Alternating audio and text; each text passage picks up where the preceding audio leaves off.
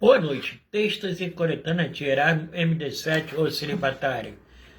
Nessa noite irei ler um tema extraído de Seara News. O primeiro portal cristão do Espírito Santo. Existe pastora na Bíblia? Logo de imediato, não vemos esse dom ministerial sendo exercido pela mulher nas Escrituras. Por Jones Pacelato, 3 de junho de 2020, querido em textos e coletânea de Erasmo MD7, o celibatário. Bem, a Bíblia dá exemplo claro que uma mulher exercendo autoridade em outros quesitos, como no caso de Débora. Jones Pacelato, autor do texto, do tema. Pastora.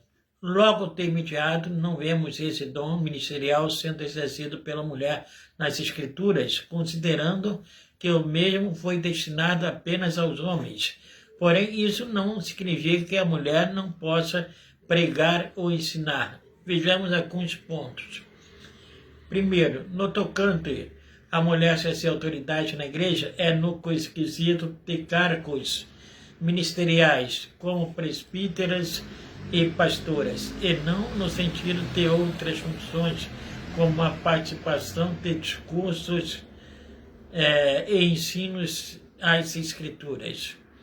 A Bíblia dá exemplo claro de uma mulher exercendo autoridade em outros quesitos, como no caso de Débora, que era juíza em Israel, exercendo uma função de autoridade sobre todos em um contexto político, moral e criminal. Em Juízes capítulo 4. Quem prega não exerce autoridade de si mesmo, pois ele está referindo às Escrituras, e ela está acima de tudo e de todos. Em João 7, versículo 24, Jesus diz: julgai segundo a reta justiça de Deus. Será que ele estava se referindo apenas aos homens? Claro que não. A mulher não está exercendo autoridade sobre o homem e nem o homem sobre a mulher, pois os mesmos estão pregando sobre a autoridade de Deus. 2. Deus não leva em consideração a distinção de gênero para usar, seja para ensinar ou apregoar, isto é, se ensino for definido como a exposição do conteúdo do Evangelho ou como exortação para serem exemplos de fé e obedecidas. Paulo ordena a congregação a instruir e admoestar uns aos outros, e essa ordenança uns aos outros é dada sem nenhuma distinção de gênero. Em Colossenses 3, versículo 16, Efésios 5, versículo 19 e 20, e 1 Coríntios 14, versículo 28. A admoestação é serviço de todos, independentemente se é mulher ou homem. 3. Não é preciso receber consagração ministerial para exercer o ministério do ensino ou da pregação da palavra. Os cargos ministeriais são para a edificação e serviço da igreja, em Efésios 4, versículo 11 a 16. Uma mulher, para ministrar um estudo sistemático e expositivo das Escrituras, não precisa de ser consagrada. A ordem imperativa para anunciar o Evangelho é universal, é para todos. Em Marcos 16, versículo 15. Como no caso de Débora, em Juízes 4, versículo 4, que era uma profetisa nas Escrituras, nem sempre o profetizar está correlacionado a um dom de prever o futuro, ou falar palavras que vinham diretamente de Deus. O profetizar que Paulo descreve em 1 Coríntios 14 está relacionado com anunciar a palavra como exortação, consolação e edificação. Logo, se completa a sua afirmativa sobre as Escrituras, em 2 Timóteo 3, versículo 16. Número 4. A Bíblia descreve uma mulher ensinando, como no caso de Priscila, que é frequentemente mencionada antes de seu marido Áquila, em Atos dos Apóstolos 18, versículo 18, Romanos 16, versículo 3, 2 Timóteo 4, versículo 19. Isso não era algo muito comum, visto que normalmente o marido era missionado antes da esposa. Provavelmente Priscila atuava na liderança com seu esposo.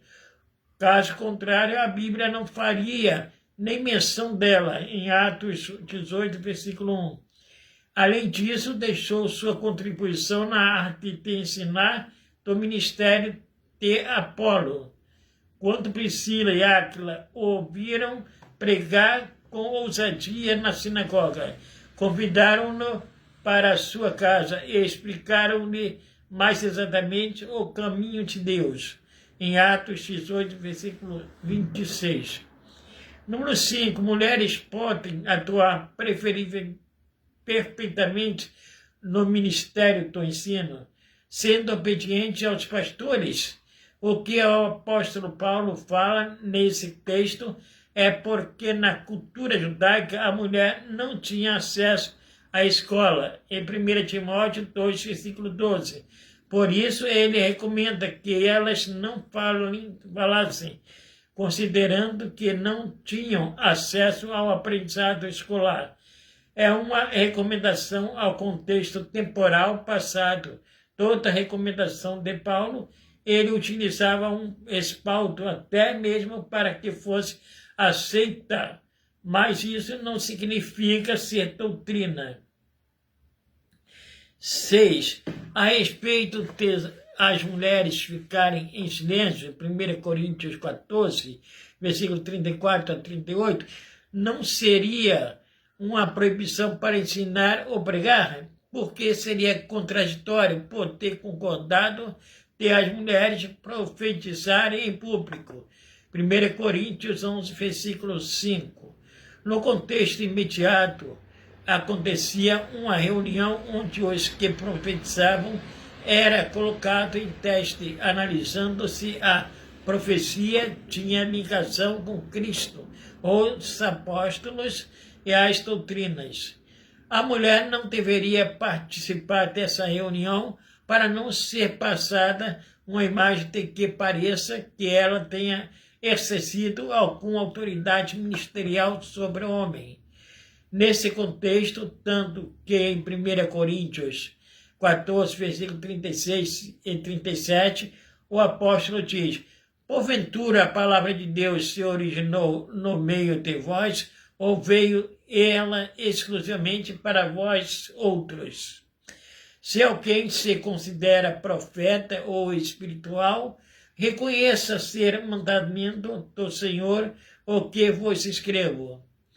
Se o apóstolo Paulo parece orientando as irmãs a não falarem, é sinal de que elas falavam. E em 1 Coríntios 11, descreve que a mulher profetizava ao público a arte de falar. Portanto, não existe distinção de gênero para pregar ou ensinar a palavra de Deus, porque ela provém do Senhor. Número 7. Se transformarmos essa recomendação do apóstolo Paulo em uma doutrina, em 1 Coríntios 14, versículo 34 e 37, logo todas as recomendações que ele fez em determinados lugares específicos devem ser colocados como doutrina, e nesse ponto teremos problemas. O que o apóstolo Paulo está tratando em suas cartas pastorais não recomendações, pastorais são recomendações e não doutrinas. Por essa razão, a cultura judaica, assim como o conhecimento historiístico, são de fundamental importância para interpretar certos textos e saber aplicar para os dias de hoje, porque muitas instruções